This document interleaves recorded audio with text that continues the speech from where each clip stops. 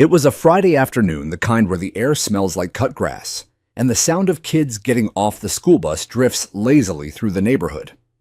I had just finished watering the succulents on my porch and was about to head inside when I heard a sharp, assertive knock. Not the friendly kind. Not the neighbor with a borrowed tool kind. This knock had weight, intention. I opened the door to find a man standing on my porch in a black polo shirt tucked into tactical pants. On the front of his shirt were the words, emphasis, HOA Police, printed in blocky white font. No badge, no insignia, just a phrase that looked like it had been ironed on at a strip mall. A nylon duty belt hugged his waist, holding a cheap radio, a flashlight, and what looked suspiciously like a pepper spray canister. His mirrored sunglasses hid his eyes, but his stance told me everything, wide-legged, chest-puffed, clipboard in hand. A little too dramatic for a man who was standing on my doormat without a warrant. "Can I help you?" I asked. "Name," he demanded. I paused. "That's not how this works." He squinted at his clipboard. "We have a violation reported at this address. Unpermitted perimeter modifications and unpaid fees dating back 6 months. You're subject to HOA corrective action." I folded my arms, stepping onto the porch. "And you are Officer Blake?" he replied flatly. "Community Enforcement Division. I'm authorized to issue citations and, if necessary, detain non-compliant residents until further notice." I blinked. "You're saying you can detain me on my own porch?" "That's correct," he said. "You've been notified 3 times via HOA courier and email. You ignored all warnings. I hadn't received a single warning. My property was immaculate. My dues were on auto pay. And I certainly hadn't modified my perimeter, a phrase so vague it could have meant anything from planting a shrub to moving a lawn gnome. Still, I kept my tone level. "I've lived here 12 years, never missed a payment, never got a violation." He tapped his clipboard again. "We've had reports. The gate camera shows unsanctioned contractors entering your property. Backyard fencing changes without pre-approval. And our board has issued a Level 2 internal summons." "Internal summons," I repeated. "Are you making this up as you go?" He stepped forward. "Too close. I'm not here to debate with you. You have 2 options. Sign this acknowledgement of violation and submit to an on-site review, or be taken into HOA compliance custody." I had to pause. Emphasis. HOA compliance custody. That was a new one. Even after all the horror stories I'd heard neighbors fined for door paint threatened for leaving their trash bins out too long, this was something else entirely. I glanced past him. There was no marked vehicle, just a beat-up SUV parked across the street. No license plate on the front, no city insignia, no HOA decals. He'd pulled in diagonally, like he expected to leave in a hurry. "Sir," I said carefully, "you're trespassing." And impersonating an officer, he smirked. "This isn't law enforcement. This is administrative enforcement. Totally separate channel." "You wouldn't understand." "You'd be surprised what I understand," I said. He raised the clipboard, clearly ready to escalate. "Then step down here. I need you to face the street so I can begin a compliance hold and radio in the report." That's when the moment broke. I turned and walked calmly back into my house. I didn't slam the door. I didn't yell. I simply locked it behind me, walked to my office, and opened the second drawer of my locked file cabinet. Inside, a black leather wallet. Slim, worn from time, with one item tucked neatly in the center. My federal identification, issued by the Department of Homeland Security. 12 years earlier, I'd worked as a federal investigator for over a decade before transferring to a quieter liaison role. The ID still had clearance, still had teeth. I walked back to the door and opened it. Officer Blake, or whatever he was calling himself, was pacing now, talking into his radio, muttering phrases like non-compliant homeowner and possible extraction. His eyes flicked up as I approached. I could see him bracing. "I've complied," I said simply. He opened his mouth to speak, but I cut him off by holding up the wallet, flipping it open, and revealing the badge and ID card. Emphasis. Department of Homeland Security, Senior Investigative Liaison. His mouth stopped moving. The clipboard dipped an inch. The fake bravado drained from his face like water from a leaking pipe. "You're not real law enforcement," I said. "But I am." He took a step back. I didn't know. That's the problem, I said, lowering my voice. You don't know. You think intimidation and a knockoff badge make you someone. But you just stepped into a federal jurisdiction, on my property, with the intent to detain me. He stammered. I was just trying to issue sit, I said, pointing to the porch steps. To my surprise, he obeyed. I walked past him, pulled out my phone, and dialed the local precinct. Dispatch, came the voice on the line. This is DHS liaison agent Mason Carson, I said. I've got an impersonator on my porch, claims to be HOA police. I'm detaining him under suspicion of false authority and attempted coercion. The dispatcher was quiet for half a second. Then, sir, you're not the first one to call about a man matching that description. Officers en route. I ended the call and sat in one of the wicker chairs on my porch. Blake sat stiffly on the top step, hands clenched on his knees. You've got about 5 minutes before they show, I said. You may want to think about what you're going to say. He didn't speak, just stared at the driveway, like maybe if he thought hard enough his SUV might vanish and take this entire moment with it. But there was no vanishing. There was only truth, and for once, emphasis. I was the one holding the clipboard. It wasn't long before the faint whoop of sirens slipped through the quiet rhythm of our street. The kids had gone in. Lawnmowers had stopped. Even the birds seemed to hush for a moment as the 2 squad cars rolled in slow and deliberate headlights off like predators that didn't need to announce themselves. Blake stiffened. His hands twitched slightly on his knees. He shifted his weight like he was deciding whether to run. But I, Mason Carson, watched him from my chair with a calm honed over decades of federal work. There was always a tell. Some men broke into panic, others deflected. But the smart ones, they tried charm. He wasn't smart. The lead officer stepped out. Officer Maria Ramirez, tall, broad-shouldered, a quiet professional I'd worked with before, on a task force involving zoning fraud. Her eyes scanned the scene quickly, locking first on Blake, then on me. Mason, she said with a nod. We got your call. Glad you're here, I replied, standing slowly. This gentleman claims to be a law enforcement officer. Said he was here on HOA, orders to issue a citation, and detain me for non-compliance. Ramirez raised an eyebrow and walked up to Blake, who had now stood up but was avoiding eye contact. Name, Ramirez asked. Officer Blake, he said stiffly. I'm with HOA Compliance Enforcement. Ramirez didn't even blink. You have identification. Blake pulled out a laminated card that looked like it had been printed on a home printer. It said Neighborhood Safety Division with no seal, no barcode, no ID number, just his name in bold Comic Sans, and a clip art logo that looked vaguely like a badge. Ramirez didn't even take it. Turn around. Hands behind your back. What? Blake sputtered. Wait, I'm not under arrest, am I? I'm just doing my job. That's funny, Ramirez said. Because your job isn't listed in any HOA charter I've ever seen. And you're not licensed as private security, not on the city rolls, and not authorized to detain anyone, especially not on their own property. She clicked the cuffs on not gently, and Blake finally started to sweat. But the HOA.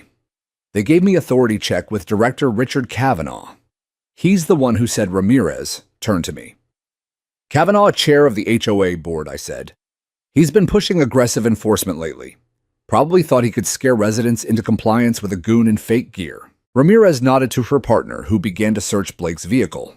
Moments later, she returned with a duffel bag containing several more HOA police shirts, more fake IDs, and a GoPro camera labeled Evidence Collection. Ramirez shook her head. You've been recording these interactions. Blake said nothing. I hope you realize Ramirez added that impersonating an officer is a Class B misdemeanor in this state, and using that impersonation to coerce or detain someone, that's a felony. Blake's mouth opened and closed like a fish yanked from water. Mason Ramirez said we'll process him and file the report. But something tells me this goes deeper than one poser with a clipboard. Oh, it does, I said quietly. Much deeper. After they loaded Blake into the back of the cruiser, I walked inside and sat down at the kitchen table. My coffee had gone cold. The house was quiet again, but my mind wasn't. This wasn't just some power-hungry weirdo who took his job too seriously. This was a play, deliberate, organized. The HOA had decided it wasn't enough to fine residents, wasn't enough to mail letters. They'd escalated to hiring muscle, and they chose the wrong porch. That night I went digging. I pulled up the Emphasis Maple Crest HOA charter, scanned the enforcement clauses. Sure enough, there was language about external enforcement partnerships and compliance liaisons. But it was all vague. No specifics, no transparency, no oversight. I filed a public records request with the city. Then I reached out to a friend at the state attorney's office. Then I called Julia Carson. She picked up on the second ring. "You okay?" "Yeah, but I think I just got a man arrested on our porch." She was quiet. Then, "Want me to come over?" "Not yet," I said. "But you might want to clear your weekend." Over the next few days, the pieces started falling into place. The HOA had indeed contracted Blake through a shadowy firm called Emphasis Community Safe Zone, Inc., an unlicensed enforcement consultancy run out of a P.O. box 2 counties over. No staff listings, no insurance, no registered firearms or credentials. Just a website full of buzzwords like neighborhood integrity and rapid de-escalation training.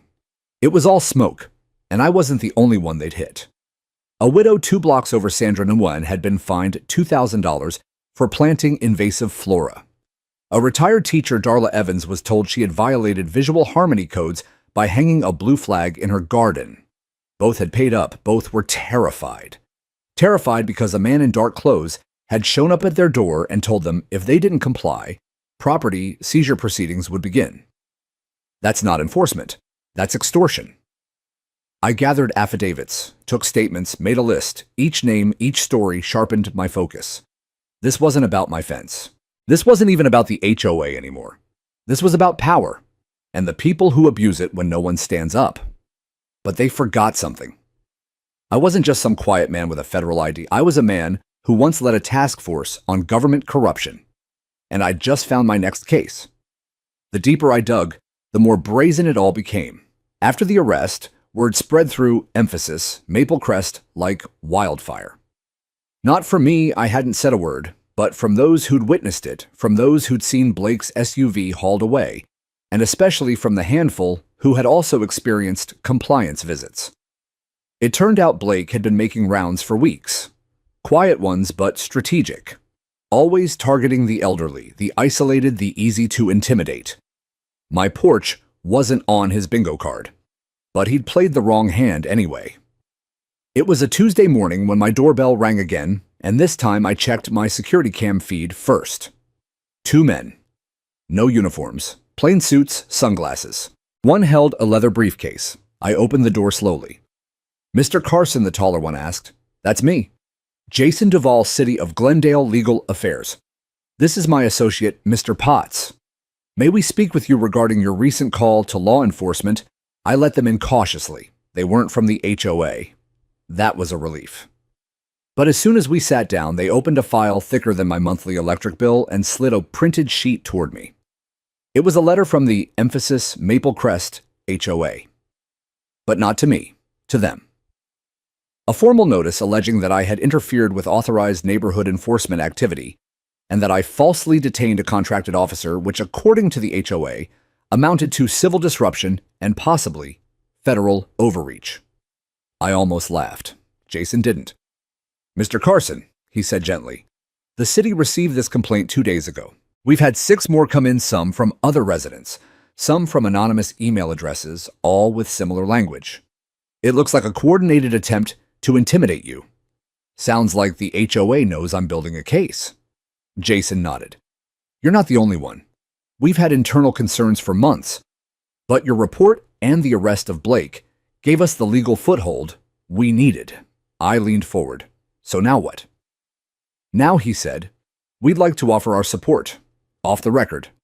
If you pursue a civil complaint or organize residents into a petition, we'll back your right to do so. Just know they're going to push back. Hard."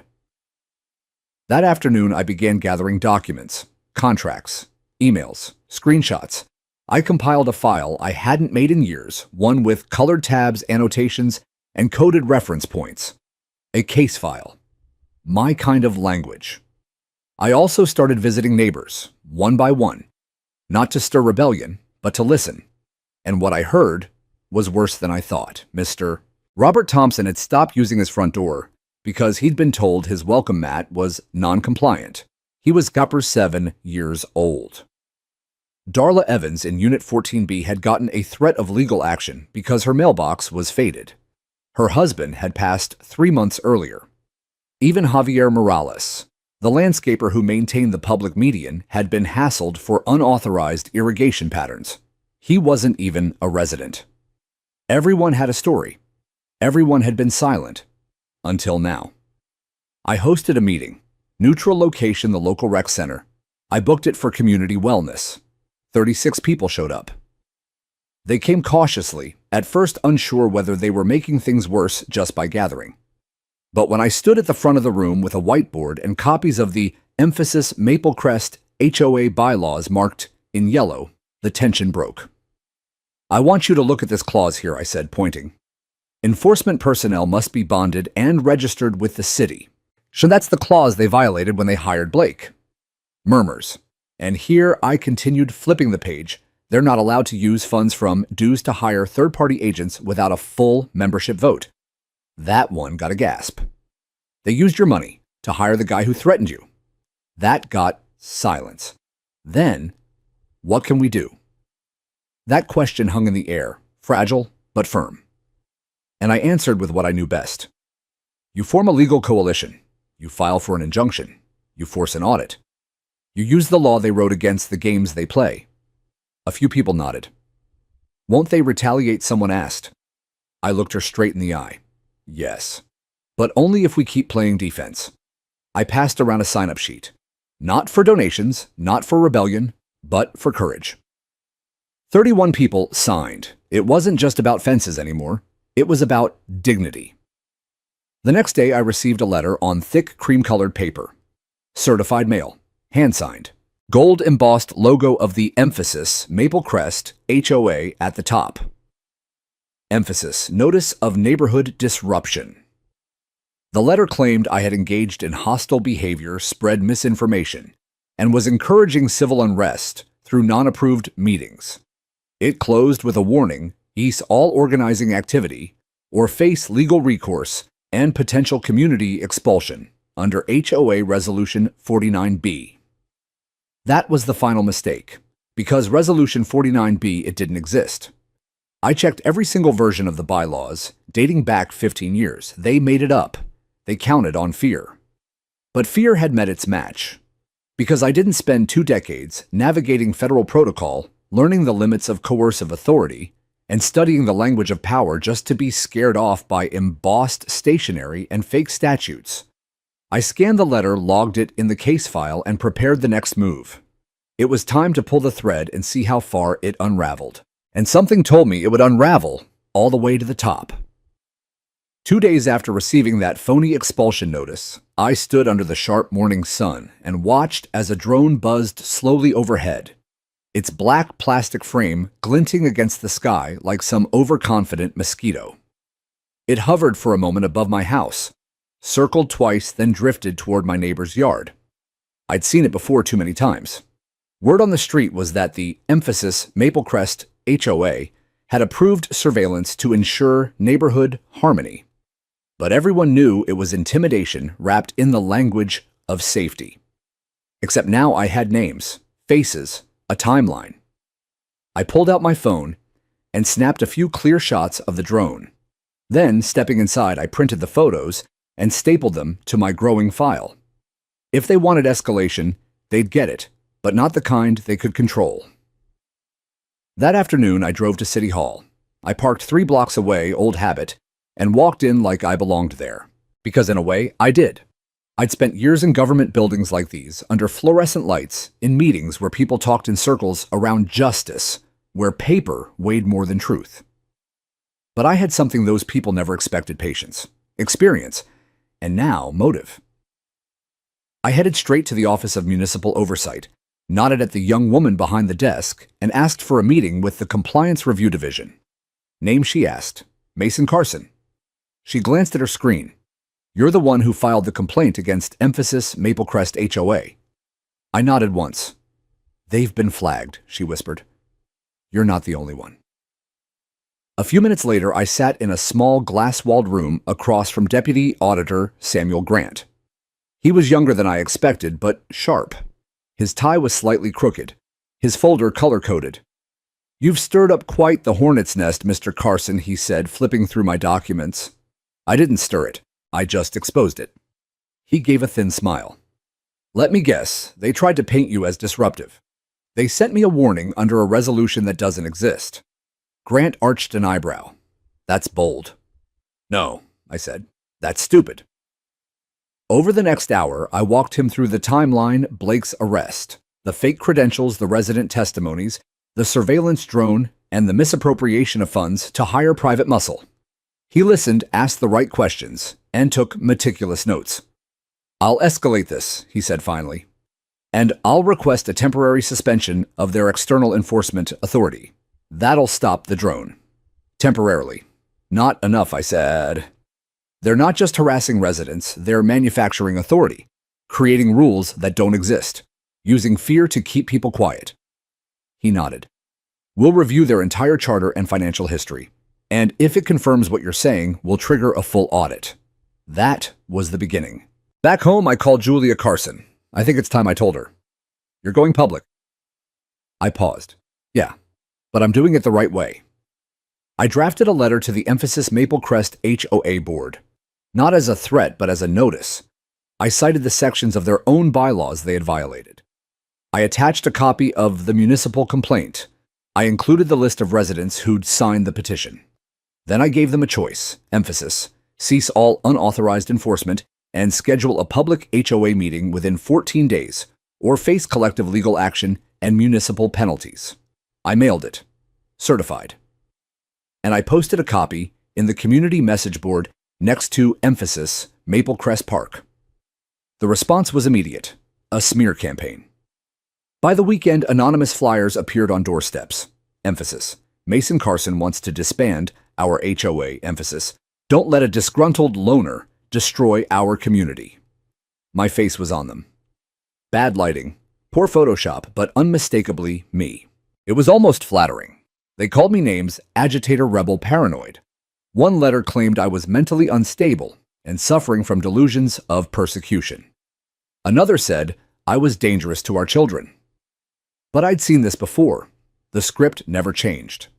When people in power feel threatened, they attack character first. Because the facts, those are harder to spin. So I did the one thing they couldn't predict. I invited them to coffee. Seriously. I posted an open invitation. Emphasis: let's talk, not argue. Coffee on me. Rec Center, Saturday morning. I expected 5 people. 30 showed up. Oh, among them were young couples, elderly widows, immigrant families, and even a teenage girl who came on behalf of her grandparents. They sat in folding chairs and listened as I calmly laid out what had been happening. The fake officer, the bogus citations, the drone surveillance, the falsified rules, the city audit. At the end, I handed out printouts. Not propaganda, just facts. And when I asked for volunteers to speak at the upcoming HOA board meeting, 15 people raised their hands. That night, as I was locking up my garage, a black SUV slowed at the edge of my driveway. Its headlights were off, the windows tinted. It paused, then rolled away. I stood there for a long moment, breathing in the still air. They were watching, but so was I. I had spent most of my life dealing with shadows, people who operated in silence, who threatened from behind curtains. This wasn't new. But for once, I wasn't the only one standing. This neighborhood wasn't just a grid of lots and lawn ornaments anymore. It was awake, and I intended to keep it that way. The night before the Emphasis Maple Crest HOA board meeting, I barely slept. Not because of fear, but because of focus. I reviewed every page of my file, every time-stamped image, every HOA regulation they'd violated. I didn't want to humiliate them. I wanted to expose them with precision, not rage. I knew that showing up angry would only serve their narrative, that I was some loose cannon with a grudge. But if I came prepared, calm, measured, and backed by evidence, they'd have no ground to stand on. Still, I wore my old boots, the ones from my last overseas tour. The soles were worn smooth, but the steel toes still solid, like a small reminder I've stood taller in worse places. The meeting was held at the community clubhouse. Normally, board meetings attracted a handful of bored residents, mostly retirees, and the overly curious, but tonight it was standing room only. Someone had shared my letter, maybe several someones. I arrived early, took a seat in the second row, observed. The board entered late flustered. HOA President Carol Whitmore avoided eye contact with me. Vice President Don Sellers glanced in my direction, lips tight. Blake thankfully was nowhere to be seen. They began with the usual script: financial updates, landscaping schedules, a proposed community beautification initiative that conveniently ignored the potholes and broken streetlights we'd all been reporting. Then, during the open floor section, I stood. "I'm Mason Carson," I said, resident of Lot 74. This past month, I was confronted at my front porch by a man impersonating a law enforcement officer or acting on behalf of this HOA. He attempted to detain me. He was arrested on the spot by legitimate officers. I have the badge that ended that exchange right here. I reached into my jacket pocket and slowly pulled out my federal ID. Gasps spread like wind across the room. I didn't need to say what agency it belonged to. The seal said enough. The date, the clearance level. Carol's lips parted slightly. Don adjusted his glasses. Neither interrupted. This HOA violated its own bylaws by hiring unauthorized security personnel without a community vote. They used HOA dues, our dues, to fund those actions. They fabricated citations, invented resolutions, and have repeatedly used intimidation to silence residents. I paused, then handed my documents to the clerk. I've submitted a formal complaint to the city. An audit has been triggered. I'm here to advise this board to cease all pseudo-enforcement activity immediately, or prepare to defend these actions in court. Someone clapped, then another. Then the room broke into full applause. The board scrambled to respond. Don mumbled something about procedural confusion. Carol tried to assert control, banging her gavel and insisting proper decorum be restored. But it was too late. The narrative had shifted. When the applause died down, a small woman stood up in the back. "I'm Sandra Nguyen from Lot 12. That fake officer came to my door too. Told me my wind chimes were a noise violation." He made me cry. More murmurs. Then Javier Morales, the landscaper, raised his hand. He threatened to call ICE on me. Said I was trespassing while trimming the hedges. I turned slightly, locking eyes with Carol. "This is your legacy," I said softly. "Fear, deceit, abuse." I stepped back, returning to my seat. The rest of the meeting unraveled fast. More residents spoke up, each story more disturbing than the last. The board, overwhelmed, tried to adjourn early, citing emotional disruption. But that didn't stop what came next. The following morning, my inbox was flooded with messages from neighbors. Some thanked me, some apologized for staying silent. And one, a particularly heartfelt note from a young couple on the far end of the block, read, "We didn't think we had a voice, but watching you stand up there gave us one. Thank you." By noon, the Emphasis Maple Crest HOA issued a community update. They claimed a miscommunication with a third-party contractor had led to unintended consequences, and that steps were being taken to ensure community cohesion moving forward. No apology, no accountability. But I wasn't surprised. Bullies rarely say sorry unless someone's holding them accountable, so I kept going. That week, I compiled everything into a formal report. I sent it to the city, to the HOA insurance underwriter, and to the local newspaper. And then I received a visit I hadn't expected. Deputy Auditor Samuel Grant showed up at my door. "Thought you'd want to know," he said, holding up a brown folder. "The drone program unregistered. The officer, no formal contract. And the HOA's legal team jumping ship." I raised an eyebrow. We'll be issuing a cease and desist, he added. And we're recommending a full board re-election under municipal supervision. I leaned against my porch railing and exhaled. Not because it was over, but because it had truly begun. We weren't just tearing down abuse. We were building something better in its place. And I had no intention of stopping there. The air felt different after that meeting. Not lighter, just clearer. Like the fog of fear had finally started to lift from, emphasis, Maple Crest, and people could finally see each other again. No more quiet nods from across driveways. No more shame in whispers. Something shifted. But I knew better than to let that momentum die. HOA boards don't surrender overnight. They regroup, rebrand their control as order, rewrite the narrative while hoping we fall back asleep. That's why I kept pressing. The next few days I walked the block talking to neighbors, not rallying, just listening. I learned about fines for Christmas lights, letters about too many guests, and compliance visits that always targeted the same homes, usually the ones with accents or multi-generational families.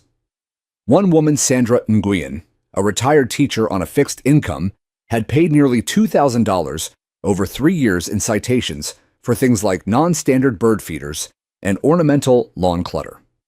You know what the clutter was? Painted rocks her students had gifted her. These weren't just random abuses, they were deliberate, targeted, and systemic. So I decided it was time to pull the ripcord I'd been holding on to since the moment Blake tried to arrest me on my porch. The moment I hadn't mentioned publicly yet. The moment I showed him my federal ID. See, I didn't just flash a badge that night to intimidate him. I scanned him. My agency credentials, still active under my federal consulting status, came with biometric and body cam data protocols.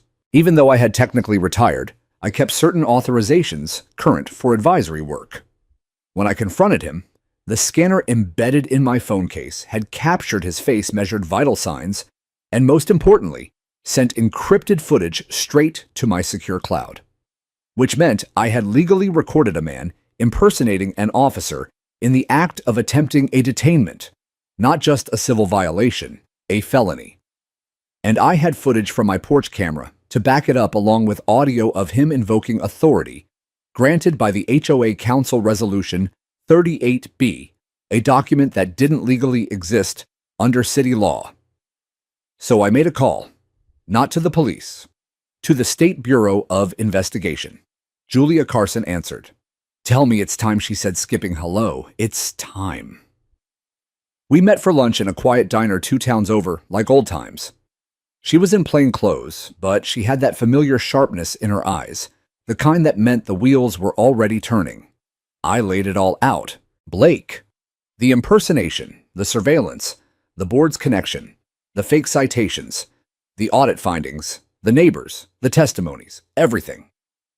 When I showed her the porch video, she winced. He really said, "I'm placing you under HOA enforcement custody." Jesus. He did, I said, twice, and threatened Sandra with eviction over rocks. Her jaw tightened. "I can't take this through the SBI without jurisdictional justification," she said. "But I can recommend a joint task investigation through the Attorney General's Municipal Corruption Unit. You think they'll take it?" She smiled. "With you backing it, they'll kick the door down." By the end of the week, a formal inquiry had been launched. The SBI sent out quiet notices to HOA board members requesting interviews. Subpoenas followed, sealed but effective. A few days later, Blake was arrested, not on my porch, but trying to renew a concealed carry permit using forged documentation. The news broke fast. Emphasis.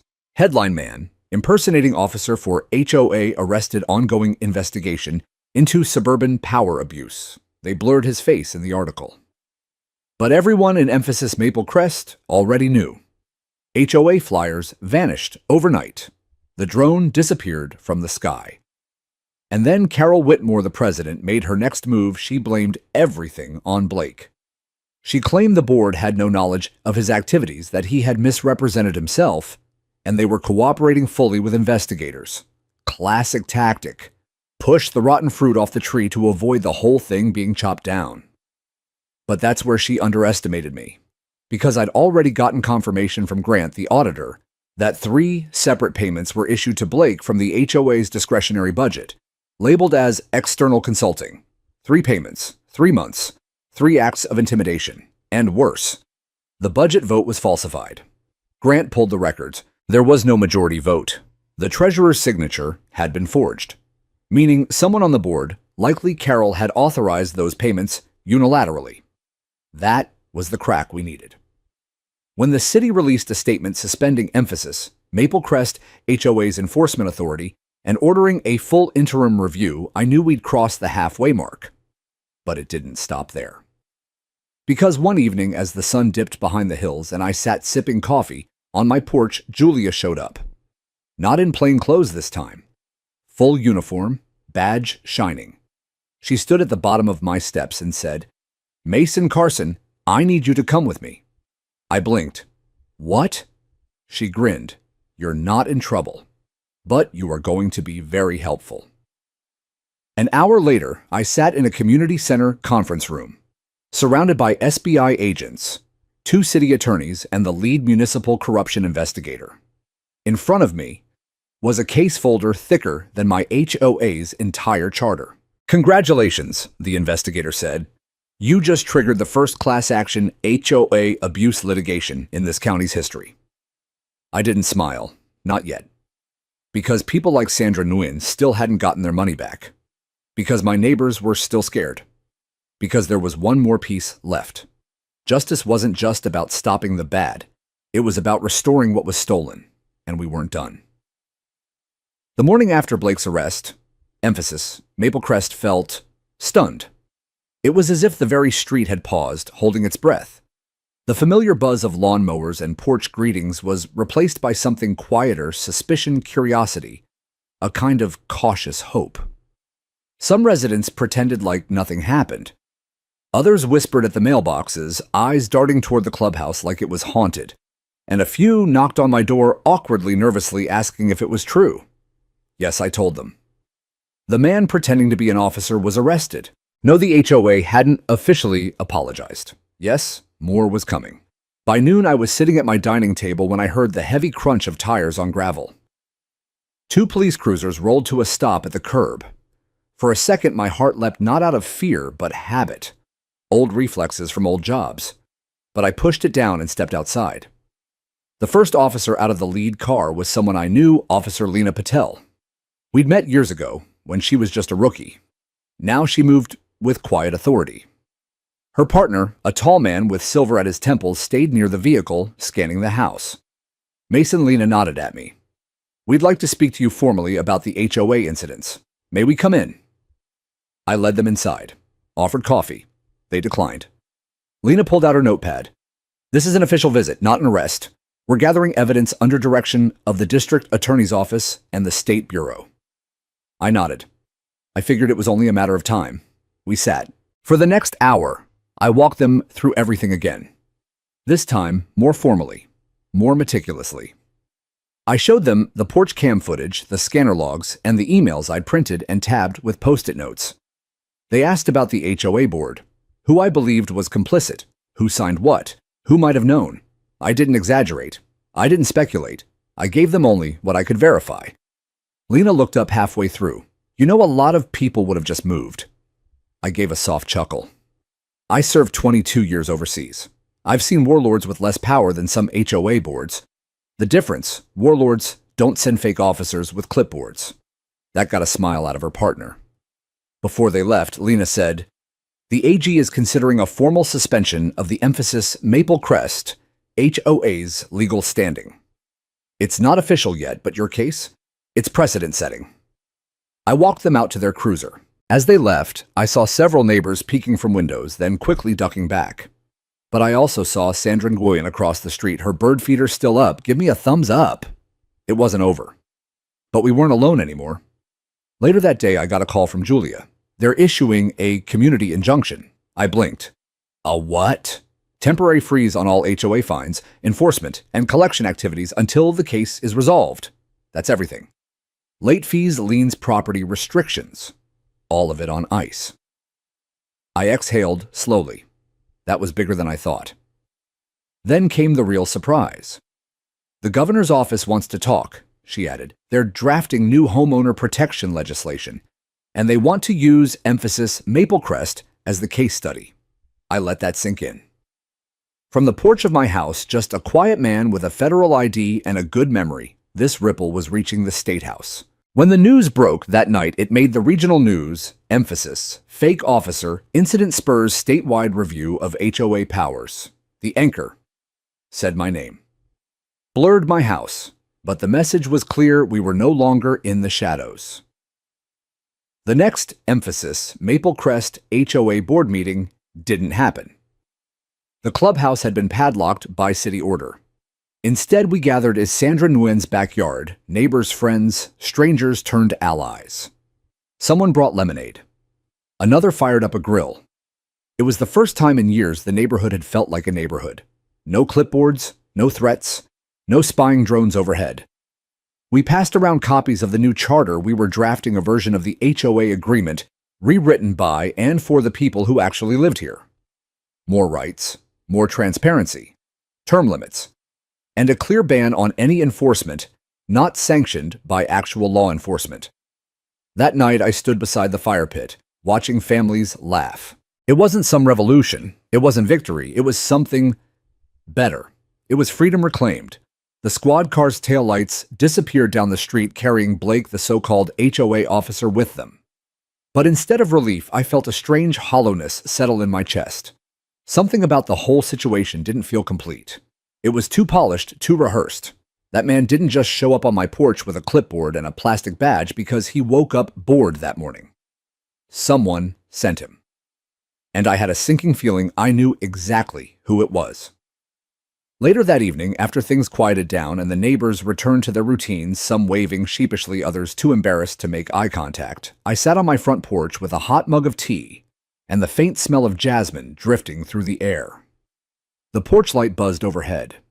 I could still see the scuff marks where Blake had stumbled back after I'd flashed my federal ID. That moment, satisfying as it was, had only scratched the surface. My phone buzzed beside me. Unknown number. "Hello," I answered. "Mr. Carson," a calm voice replied. "This is Detective Thomas Langford with the County Investigative Unit. I'm following up on the impersonation report you filed earlier today." "Of course, Detective," I said, straightening up. I wasn't expecting a call so soon. "I've reviewed the body cam footage from the arresting officers. Pretty clear-cut impersonation case, but there's something about it that's raising red flags. Would you be open to a follow-up interview tomorrow morning?" "Absolutely," I replied without hesitation. The next morning at 9:00 a.m., Sharp Langford arrived at my home. He was tall, lean, and wore the kind of plain gray suit that looked like it had never seen a dry cleaner. But his eyes were sharp alert, in the way that only longtime investigators seem to master. He greeted me with a firm handshake and a slight nod, then motioned toward my living room. "This is off the record for now," he said, settling into the armchair. "But I'll be honest, we've had multiple complaints come in from emphasis Maplecrest in the past 6 months, most dismissed. But your situation, it's got teeth." I poured him a cup of coffee.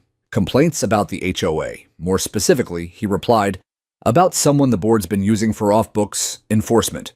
No one had a name. No one wanted to press charges until you. I leaned forward. "You're saying Blake didn't just target me?" Langford pulled out a manila folder from his briefcase and slid it across the table. Inside were printed emails, screenshots, and what looked like notes taken from a deposition. "He was mentioned in board communications as a compliance contractor," Langford explained. "No official hire through public vote. No disclosures in HOA newsletters. Just payments. 4 of them, under the budget category, Community Services, External. Totaling nearly $9,400. My jaw clenched. That was dues money. My neighbor's money. Langford continued. "The paper trail is thin, but one of the treasurers apparently kept a detailed side ledger. We believe they were paying him under the table to enforce certain standards. Certain standards, I repeated, meaning whatever the HOA board didn't like." He nodded. "Driveway too long, bushes too unkempt, political yard signs, you name it." I called Sandra Nguyen, my next-door neighbor, as soon as Langford left. She'd always been nervous about HOA visits. A year ago, she told me someone threatened her with a $1,000 fine for putting up Halloween decorations too early. She hadn't decorated since. When I told her about the investigation, she went silent. I didn't want to stir the pot, she said finally. But yes, that same guy came to my door 2 months ago. Said I had 48 hours to repaint my mailbox. He was wearing a fake badge too. I reached out to Diego Alvarez across the street, Ms. Evelyn Whitley down the block, even Calvin Reed, the quiet retiree with the rose garden. All of them quietly, hesitantly shared similar stories. No one had reported it. They were afraid of retaliation, afraid of fines, afraid of being singled out at the next HOA meeting. Langford called back the next day. I'm assembling a pattern of behavior, he said. If you and your neighbors are willing to give statements, we can build a criminal case, not just against Blake, but against anyone who knowingly facilitated his actions.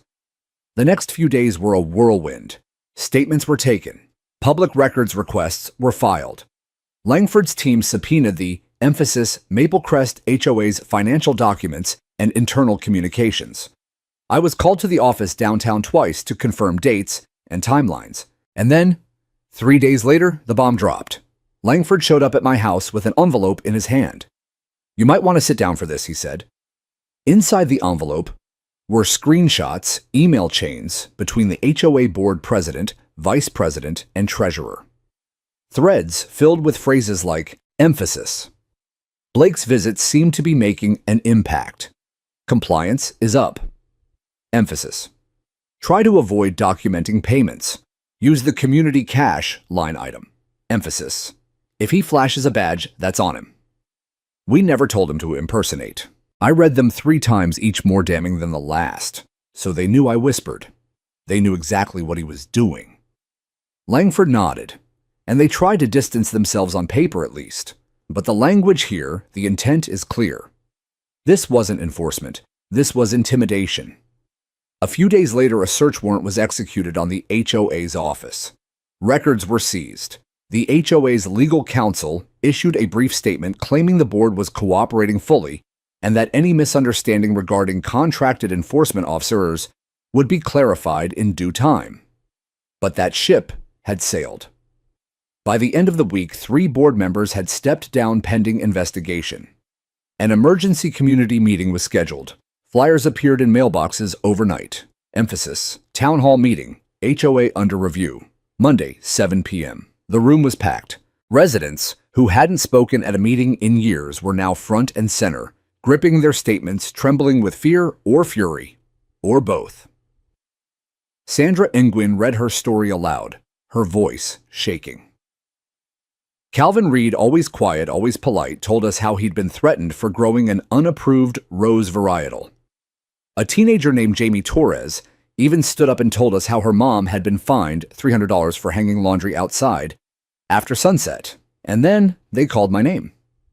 I walked to the front, looked around, and spoke. Let me be clear. I began, voice calm but firm. This wasn't a misunderstanding. This was a deliberate campaign to intimidate, silence, and control. We were not protected. We were manipulated. Someone applauded, then another, then the whole room. Langford stepped forward with his final statement. The evidence gathered, he said, shows a coordinated effort to use a fake officer under false authority to enforce policies never legally ratified. Formal charges are pending against Blake and potentially against 3 members of this board. Gasps, whispers. The board president tried to speak but was drowned out by the residents demanding her resignation. In the end, they had no choice. The county ordered the emphasis Maple Crest HOA's operations to be suspended pending full restructuring. A court-appointed administrator would take over for the next 90 days. During that time, all fees were frozen, all violations nullified, all residents encouraged to speak freely without fear. And just like that, the wall cracked. Control shifted. The truth was out. And we were finally digging up everything buried beneath the manicured lawns and fake smiles. The courthouse smelled like old paper and sweat, like the kind of place where truth either emerges clean or gets buried even deeper. I arrived early dressed in my only formal suit, the one I hadn't worn since my retirement ceremony. I ran a hand down the lapel, took a breath, and stepped inside. The hearing was public, but the courtroom felt like it belonged to us, the homeowners, the ones who'd been played for years. The benches were packed. Even Sandra Nguyen was there holding a yellow legal pad and clutching it to her chest like a shield. I nodded at her. She gave me a thin, nervous smile. On the other side of the aisle sat Blake. He looked smaller.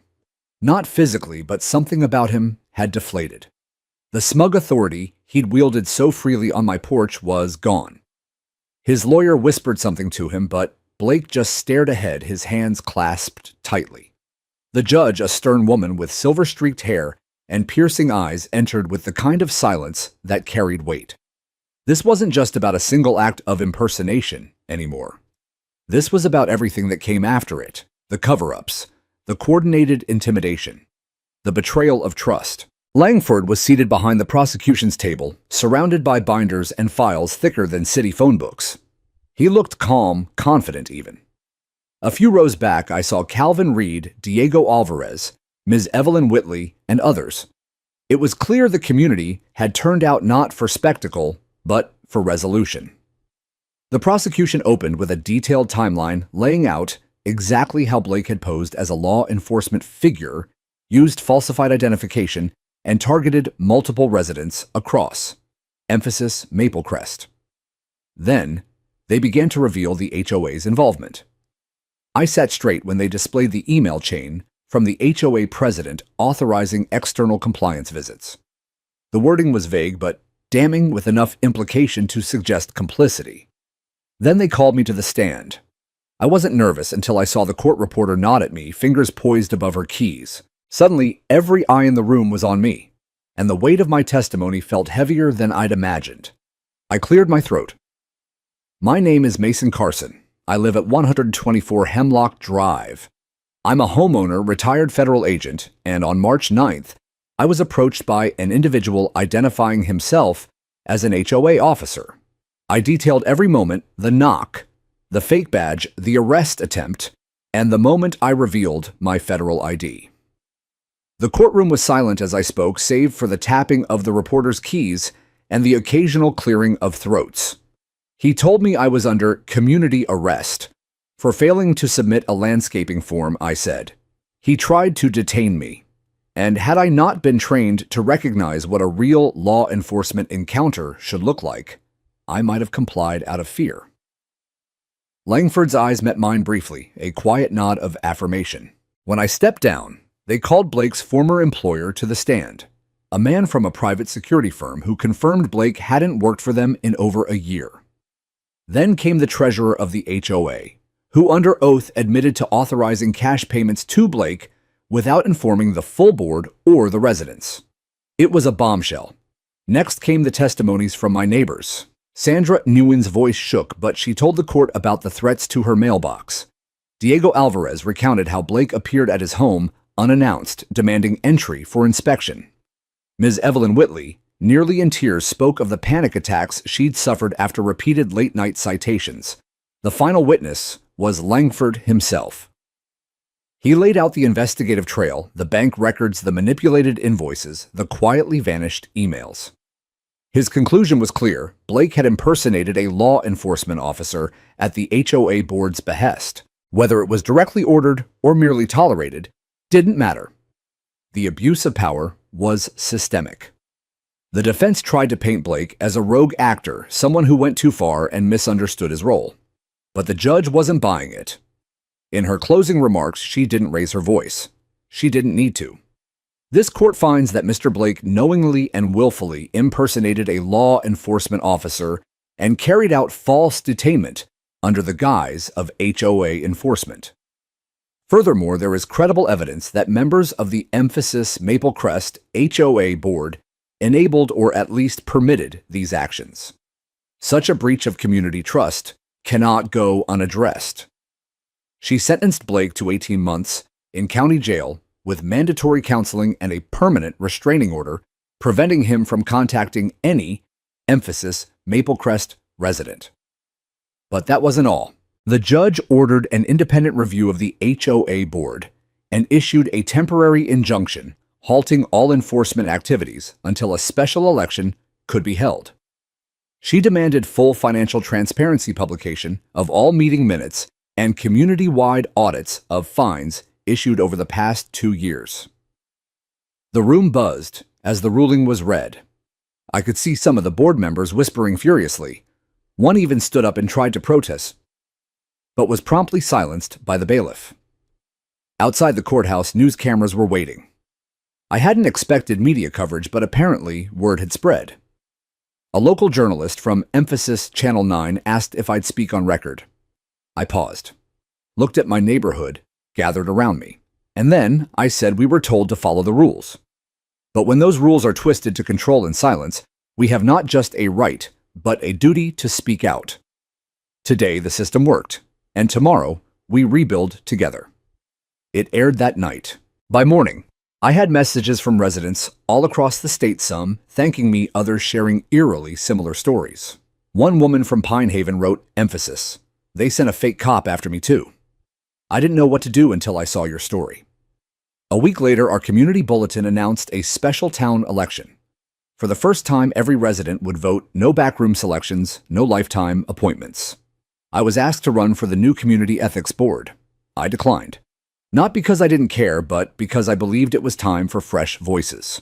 Voices that had been silenced far too long. Sandra Nguyen ran, and won. So did Diego Alvarez. Even Jamie Torres's mom was elected. The old board crumbled like a rotten fence post. In its place, we built something better. In the weeks that followed, neighbors once divided by fear or misunderstanding began to reconnect. Potlucks reappeared. Front porch chats returned. Calvin Reed brought roses to Sandra Nguyen just because. Ms. Evelyn Whitley hung laundry in the sun again, and nobody said a word. But most of all, the silence was gone. The silence that once hovered like a cloud over our lawns and driveways. Now there was laughter, music, conversation. We weren't just a neighborhood anymore. We were a community. Spring came late that year, as if even nature had been holding its breath. The air was warmer now, but not just because of the season. It was the quiet warmth of a neighborhood no longer walking on eggshells.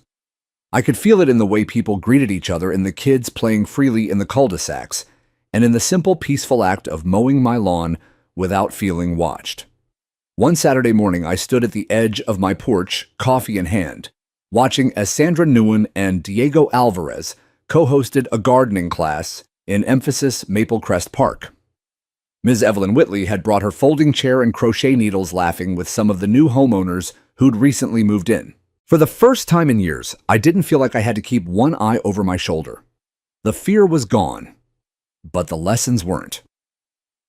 A few weeks after the court hearing, I got a letter not from the HOA, but from the local high school.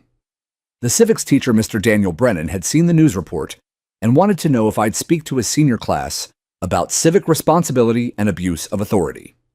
At first I hesitated. I'm not the public speaking type. Give me a tactical briefing or debrief after an operation, sure.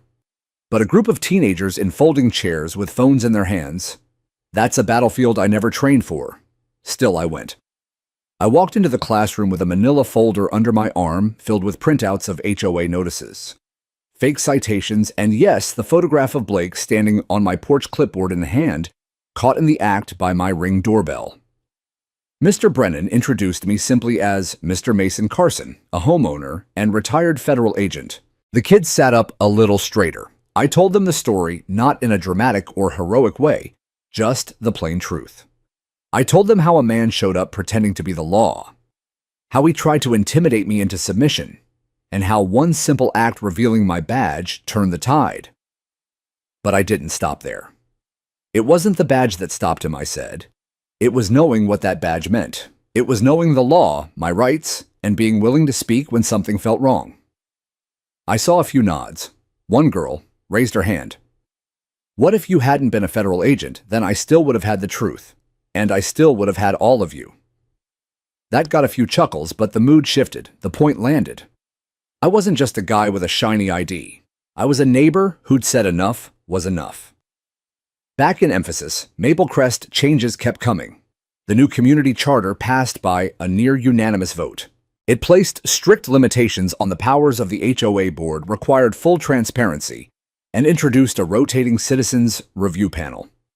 The clause that allowed external compliance contractors was stricken completely.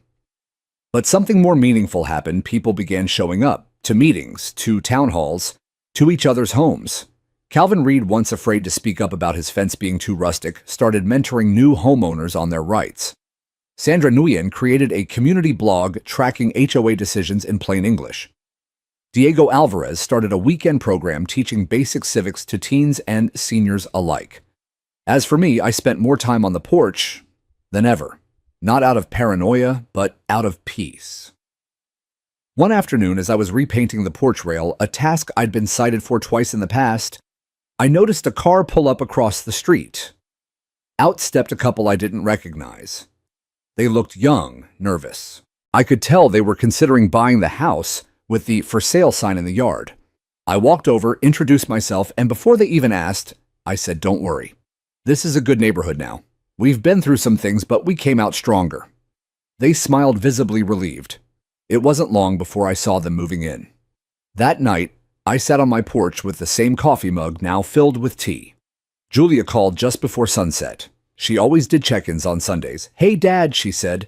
"They're doing another story about HOA abuse in Nevada. Guess who they mentioned?" "Let me guess," I said with a smirk. "The grumpy old guy who arrested a fake cop with a coffee mug in one hand." She laughed. "You're becoming a bit of a legend, you know. Legends are just old stories. People forgot how to question." There was a pause. Then she said, "I'm proud of you." And for some reason, those 4 words landed deeper than anything else that had happened.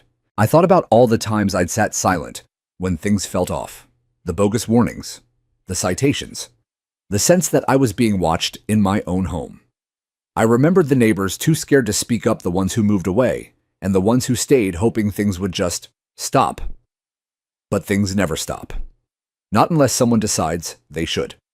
This wasn't just about an HOA, or a fake cop, or a badge. This was about power, about silence, about fear, and the decision to break that silence. Before I turned in for the night, I looked again at the brass plaque we had installed next to the emphasis Maple Crest Park gate. The same gate that Blake once tried to shut down because it didn't fit HOA aesthetics. It read, "Emphasis." This neighborhood belongs to its people, not to fear, not to power, but to truth. Beneath it, a quote etched in steel. Emphasis, justice begins with one voice saying no. I smiled, because I knew exactly which porch that voice had come from. And I knew it wouldn't be the last.